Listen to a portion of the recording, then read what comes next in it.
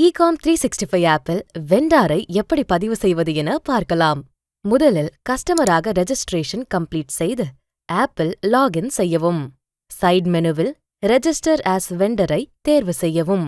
கடையின் பெயர், உரிமையாளரின் தகவல்கள், மொபைல் எண், கடை திறப்பு மற்றும் மூடும் நேரம் மற்றும் விடுமுறை நாள் பற்றிய தகவல்களை பதிவு செய்யவும்.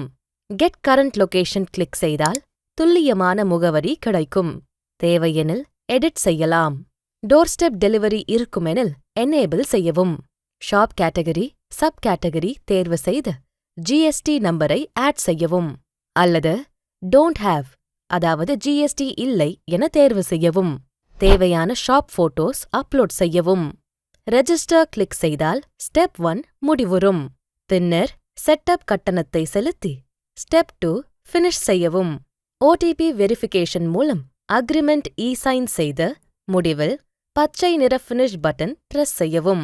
டேஷ்போர்டில் ஸ்டேட்டஸ் அப்ரூவ்ட் என வந்தவுடன் கடை லைவாக அப்டேட் ஆகும். நன்றி.